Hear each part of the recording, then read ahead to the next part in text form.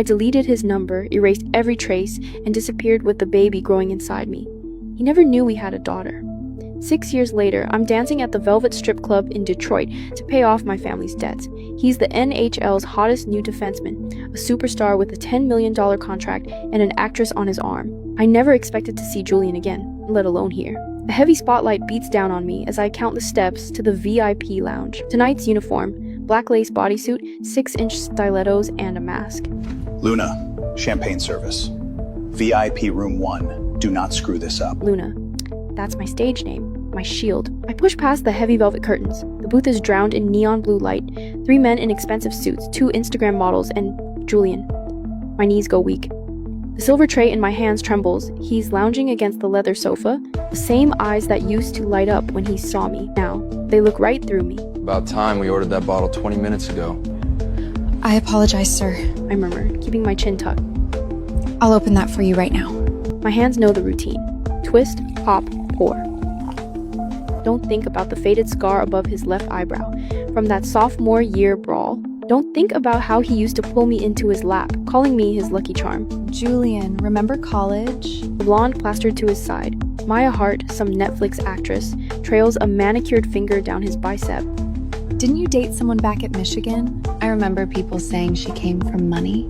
My thumb slips. Champagne spills over the rim of the glass. Julian's voice hasn't changed. It's still that same low, chest-vibrating rumble. Yeah, I had one. Whatever happened to her? Silence stretches out like a blade. I keep pouring, watching the bubbles rise and burst. She left. That's all I know. So cold. My face burns. I set down the bottle and turn for the door. Wait, My heart lurches to a stop. I freeze. turn around. Did he recognize me? Impossible. I'm wearing a mask. I froze, my back to the only man I'd ever loved, the father of my child. I counted my own heartbeats, each one a fist against my ribs. Is there a problem, sir? I forced my voice flat. Take off the mask. I can't. It's against club policy. I'll buy it. He said, his tone glacial. Take it off. My fingers found the silk ties at the back of my head. My body reacted before my mind could catch up. It remembered him. The lace fell away. I heard the hitch in his breath, felt his eyes burn into my back. Eve. His voice broke on my name. Julian stood. I heard the creak of expensive leather, felt the heat of him closing in. That sandalwood cologne hit me like a punch, the one I'd bought for his 21st birthday. The one I'd sprayed on my pillow for months after I left. Turn around. Slowly I turned. Up close, the boy I knew was gone. In his place stood someone harder, stronger, built from years of discipline and damage. But his eyes were the same. Still hungry, still wounded. You've got to be kidding me. Mr. Wine. Mr. Wine? 6 years, Eve. 6 years you vanish, delete your number, drop off the face of the earth, and now I'm Mr. Wine? Maya was staring. The suits were staring. I didn't care. My only concern was the door, 20 feet away, and the little girl waiting for her mom in the back. I have to go. He closed his hand around my wrist, not hard, but enough to anchor me, the way he used to when he wanted to calm me down. Not a chance. We're talking. Let go of me. Not until you tell me why. Maya touched his shoulder, Julian, her glare cutting straight through me. you're making a scene. Someone's filming. He didn't look at her. He didn't let go. Why? His voice dropped to something raw and quiet. Why did you just disappear? The real answer was burning a hole through my chest. Because my family was destroyed, you had just been drafted, and I would not be the anchor that dragged you under. Because I got bored. It was just a college fling, Julian. It ran its course. His jaw locked. Fine. Something shattered behind his eyes. You want to do this the hard way? He pulled out his wallet and threw a sack of cash onto my tray. $500. Strip now. I've never taken a private client at this club. Marco knows it. The other girls know it. Luna doesn't do extras. But Marco also knows what $500 looks like. He knows the name Julian Wien, and he knows when to look the other way. 20 minutes. Don't screw this up, Luna. He's got the owner's cell. One call and we're all out on the street. Now it was just me and Julian. He sat in the center of the velvet sofa, knees spread, elbows on his thighs, watching me like I was a puzzle he'd lost the final piece to. Strip. He said again. What? You heard me. I The paid. smile never reached his eyes. That's not. I don't do that. I just serve drinks. Julia, I'm not a... Not a stripper. Who are you trying to fool, princess? Dressed like that, in a place like this, serving champagne to men who are undressing you with their eyes? He glanced around the room, at the mirrors, the pole, the bed in the corner I always pretended wasn't there. What would your father say? Oh wait, he's in federal prison, isn't he? The blow landed exactly where he'd aimed it. I felt the blood drain from my face. You've been looking me up. Looking you up? I've been looking for you 6 years, Eve! Private investigators, dark web searches, I even hired a hack. He's dragging a hand through his hair. You just vanished. Like you never existed and this is where I find you? Hiding behind a cheap mask like you're ashamed? I am ashamed. Why this? His voice dropped. You could have gone anywhere, done anything. You were top of your class in computer science at Michigan. You could be writing code for a living. Why do you look like you haven't slept in years? I don't owe you an explanation. You want a show? Fine. You want to humiliate me? Fine. But don't you dare pretend you care, Julian. You made it pretty clear a minute ago that you don't. I care enough to hate you. That should tell you something. He reached for me and I flinched. Not because I thought he'd hurt me. Julian had never once hurt me. But because his touch could still undo me. Because I still remembered those hands sliding under my sweater, tracing up my spine the way you memorize something you're afraid of losing. Don't what? Don't remember what you taste like? Don't remember that morning you left? How you kissed me, told me you'd see me at graduation, His voice broke. how you lied? I stared at him. I didn't lie. You said you loved me. At the pain he kept so carefully buried. At the boy I had walked away from because I loved him too much to let him burn his future down for mine. I did, I thought, dropping my gaze. I still do. The door crashed open. A tiny blur shot into the room and slammed straight into Julian's legs. No, Lily. Daddy! My frantic eyes flew to Julian. Are you my daddy? Why are you making my mommy cry? She's just confused. I stammered, my heart slamming against my ribs. Eve, who is she? My mouth opened, then snapped shut. Lily ducked under my arm and planted herself between me and the tall, dangerous stranger. You're very tall. She declared, craning her neck to look up at him. Are you a giant? Julian stared down at her, at the mess of dark curls just like his, at the exact same shade of ice blue eyes, at the stubborn set of her jaw that was all me. No, I'm not a giant. I play hockey. What's hockey? It's a sport. On ice. Like in Frozen? He swallowed hard. Yeah, something like that. You made my mommy cry. You should say you're sorry. I'm sorry.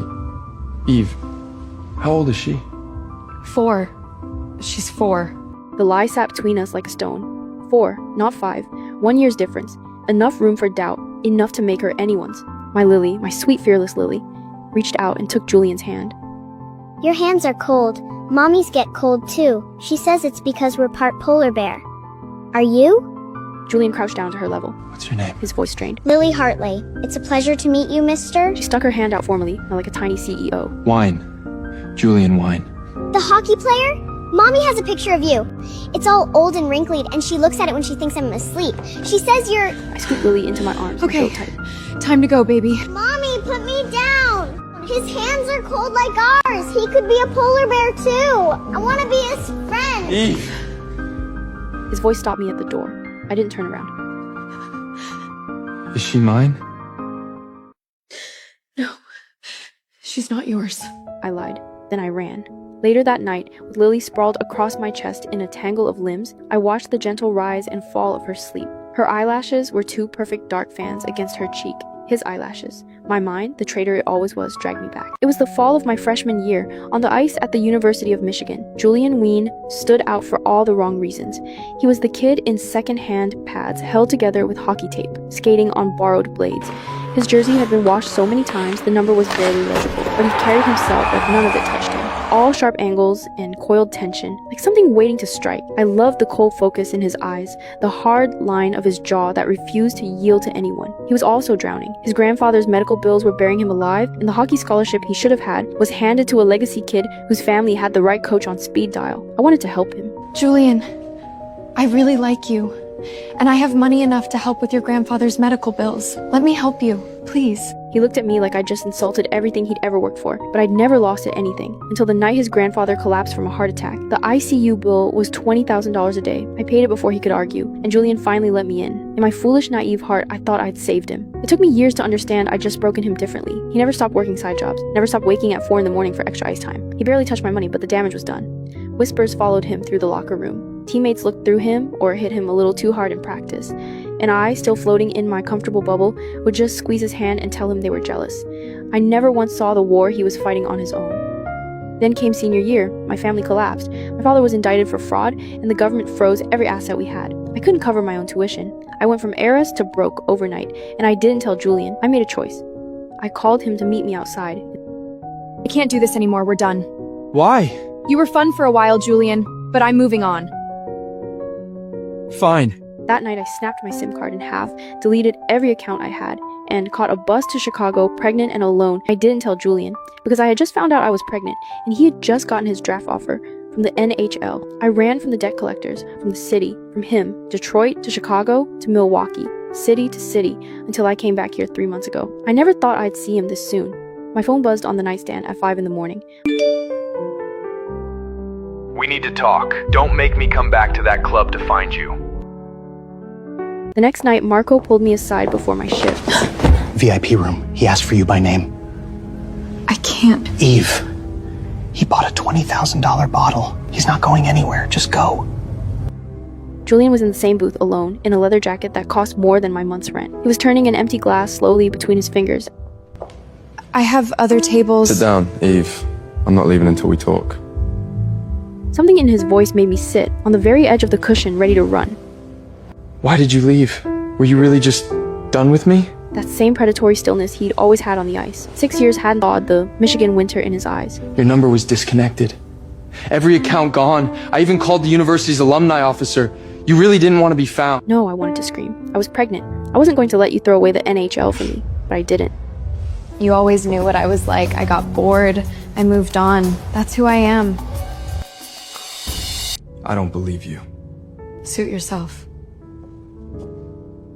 Is Lily my daughter? It landed like a blindside check, and I felt it in my teeth. No. Don't lie to me, Eve. Not about this. She's not yours. Then whose is she? Someone steady you found after everything fell apart? Your fiancé, Ivan? Is that his name? Stop. How can I? I spent 6 years looking for you. 6 years asking myself what I did wrong, why you left, whether you were even still alive. And now I find out you have a daughter! You're in the NHA, Julian. You live in arenas and hotel rooms half the year with sports media tracking your every move. I didn't expect a real future with you. Never expected a future. I wanted everything with you, Eve. Marriage, kids, a real life. You were the one who walked out. Because I didn't have a choice! The words came out before I could stop them. Steadied myself. You already know what happened. My family collapsed. My father's in federal prison. The debts are still not settled. I had I would nothing have faced left. all of that with you. That's easy to say now. I'm saying it because it's true. Do you know why I signed with Detroit? 12 teams made offers. I had better money on the table from 4 of them. Better cities, better odds. Why do you think I came back here?